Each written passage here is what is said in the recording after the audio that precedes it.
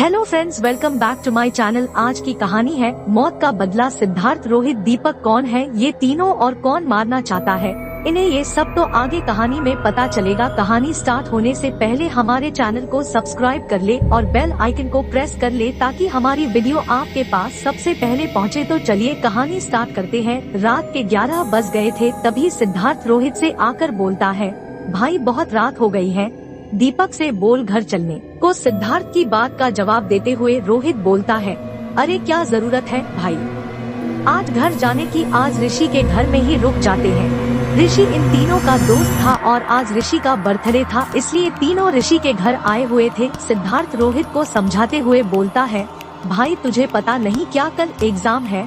रोहित को भी याद आए जाता है कि कल उनका एग्जाम है, इसलिए वो दीपक को घर जाने के लिए बोलने जाने लगता है, क्योंकि यह तीनों एक साथ ही रहते थे। रोहित दीपक के पास आया तो देखा वो नशे में टुन था और रोहित उसे कुछ बोल रहा था तो उसे कुछ सुनाई नहीं दे रहा था, पर किसी तरह सिद्धार्थ और रोहित ने दीपक को पकड़कर गाड़ी की पीछे वाली सीट पर बैठा देते हैं। रात के लगभग 12 बजे इन तीनों की गाड़ी रात के सन्नाटे को चीरती चली जा रही थी। ऋषि के घर से इन तीनों के घर की दूरी लगभग 1 घंटे की थी और जिस रास्ते से तीनों को जाना था वो पूरा जंगल वाला रास्ता था। यह तीनों अभी कुछ ही आगे गए होंगे, तभी दीपक पीछे बैठे बैठे अपने आप सोने लगता है। दीपक को ऐसे सोते देख ये दोनों समझ जाते हैं कि यह बस शराब का असर है और यह दोनों दीपक के सोने को अनदेखा कर देते हैं। और सिद्धार्थ गाड़ी चलाता रहता है और रोहित से बोलता है, यार एक सिगरेट दे। तो रोहित सिगरेट की डिब्बी से एक सिगरेट निकालकर सिद्धार्थ को दे देता है और सिद्धार्थ सिगरेट जलाने लगता है। सिद्धार्थ सिगरेट जला ही रहा था, तभी एकदम से बहुत तेज धड़ाम से आवाज आती है और बहुत तेज झटका लगता है और उनकी गाड़ी रोड के बगल में लगे एक पेड़ से जा टकराती है।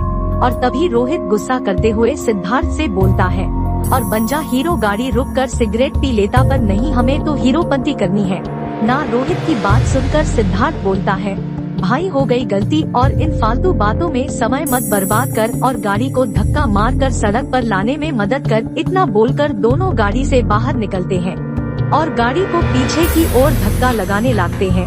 थोड़ा सा धक्का लगाने से ही गाड़ी फिर से सड़क पर आ जाती है और दोनों गाड़ी में बैठने को जाते हैं, पर दोनों जैसे ही गाड़ी का गेट खोलते हैं तो वो देखते हैं कि दीपक गाड़ी में नहीं था। गाड़ी में दीपक को ना देखकर रोहित बोलता है, अब कहाँ चला गया यह बेवड़ा। रोहित का इतना ही कहना था, तभी सिद्धार्थ रोहित को अपने हाथ से इशारा करते हुए बोलता है, भाई वो देख, दीपक वहाँ जंगल के अंदर भागे जा रहा है। जिस तरफ सिद्धार्थ ने इशारा करा था उस तरफ रोहित देखता और दीपक को आवाज लगाने लगते हैं, पर दीपक को रोहित की आवाज सुनाई नहीं देती और वो लगातार अंदर की ओर भागे चला जाता है। रोहित सिद्धार्थ से बोलता है, जल्दी चल जल्दी, पता नहीं अब बेवड़े को क्या हो गया है। सिद्धार्थ रोहित की बात सुनकर बोलता है, अबे भाई पागल हो गया है क्या, इतनी रात को इतने घने जंगल में, वैसे भी इस समय भूत हर जगह घूमते हैं। रोहित सिद्धार्थ की बात सुनकर पूछता है, ये बात तुझसे किसने कही। सिद्धार्थ रोहित की बात का जवाब देते हुए बोलता है, मैंने कहानियों में पढ़ा है। रोहित सिद्धार्थ को समझाते हुए बोलता है, भाई हाँ, कहानियाँ बाद में पढ़ लेंगे, पर अभी चल दीपक को वापस लाने, क्योंकि यार वो हमारा दोस्त है, उसे ऐसे नहीं छोड़ सकते। सिद्धार्थ इस बार रोहित की बात समझ जाता है और वो भी जंगल की उस ओर अंदर जाने लगते हैं जिस ओर दीपक गया था।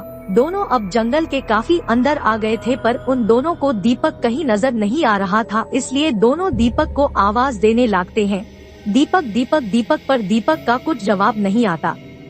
दोनों दीपक को ढूंढ ही रहे थे, तभी सिद्धार्थ रोहित से बोलता है, अबे वो देख। जिस तरफ सिद्धार्थ ने बोलता था उस तरफ जैसे ही रोहित ने देखा तो उसका खून जम सा गया था। रोहित ने देखा दीपक, उसने थोड़ा ही दूर एक पेड़ पर अपना सर पटक रहा था। दीपक को ऐसा करते देखकर दोनों भागकर दीपक के पास जाते हैं और उसको रोकने की कोशिश करने लगते हैं, पर दोनों से दीपक रुक नहीं रहा था, मानो उसमें बहुत सारे लोगों की जान आ गई हो। तभी दीपक सर पटकते पटकते ही बोलता है, मरोगे तुम सब मरोगे। दीपक की ऐसी बात सुनकर दोनों को बड़ा ही अजीब लगता है, क्योंकि दीपक कभी भी शराब पीकर ऐसी बातें नहीं करता था। दीपक इतनी तेजी से अपना सर पटक रहा था कि अब उसका पूरा सर फट चुका था और देखते ही देखते दीपक वहीं पर अपना दम तोड़ देता है। दीपक की ऐसी हालत देखकर रोहित और सिद्धार्थ पूरी तरह से डर चुके थे और यही सोच रहे थे कि अब वो दोनों क्या करें। तभी उनके पीछे से एक आवाज आती, अरे तुम दोनों यहाँ क्या कर रहे हो। आवाज सुनकर दोनों ने जैसे ही पीछे मुड़कर देखा तो उन्हें अपनी आंखों पर विश्वास नहीं हो रहा था। दोनों ने देखा उनके पीछे दीपक खड़ा था और बिल्कुल ठीक ठाक था। दोनों ने फिर एकदम से उस ओर देखा जिस ओर पहले दीपक पड़ा था, पर अब वहाँ कोई नहीं था। दोनों सोच ही रहे थे कि उनके साथ क्या हो रहा है। तभी एक बार फिर दीपक उन दोनों से बोलता है, अरे क्या हो गया तुम दोनों को, और जंगल में क्या करने आए हो। मैं गाड़ी से उतरकर बाथरूम करने गया था और वापस आया तो देखा वहाँ कोई नहीं था और मैं तुम दोनों को ढूंढते हुए यहाँ आ गया। रोहित और सिद्धार्थ दीपक की बात का कुछ जवाब नहीं देते क्योंकि उन्हें समझ नहीं आ रहा कि वो क्या कहे, इसलिए दोनों जंगल के बाहर की ओर जाने लगते हैं और उनके साथ ही दीपक भी बाहर आ जाता है। तीनों बाहर आकर अपनी गाड़ी में बैठ जाते हैं और सिद्धार्थ गाड़ी स्टार्ट करने लगता है, पर गाड़ी स्टार्ट नहीं हो रही थी।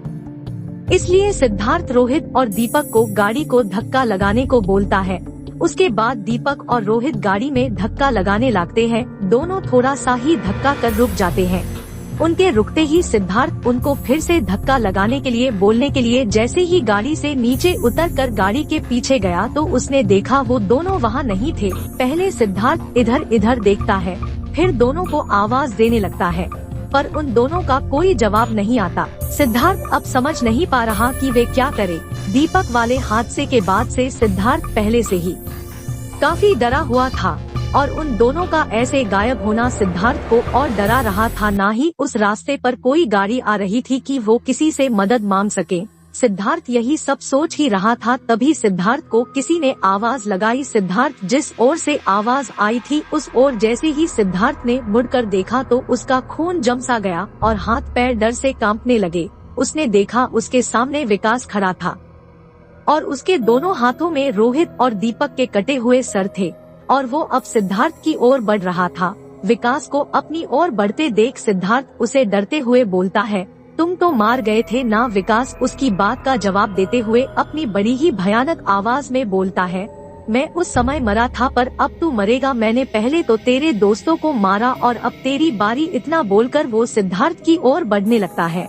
तभी सिद्धार्थ अपने दोनों हाथों को जोड़कर विकास से अपने विनती के सुर में बोलता है, भाई हमने तुझे जानकर नहीं मारा था यार, वो एक हादसा था, प्लीज मुझे माफ कर दे प्लीज भाई। सिद्धार्थ विकास से माफी मांगे जा रहा था पर विकास पर उसकी बातों का कोई असर नहीं हो रहा था और देखते ही देखते विकास सिद्धार्थ के एकदम पास आकर खड़ा हो गया। पहले तो उसने रोहित और दीपक के कटे हुए सर को नीचे रखा, फिर उसने अपने दोनों हाथों से सिद्धार्थ का गला पकड़ लिया। उसके कुछ देर बाद ही उस जंगल में सिद्धार्थ की एक बहुत तेज और दर्दनाक चीख गूंजी।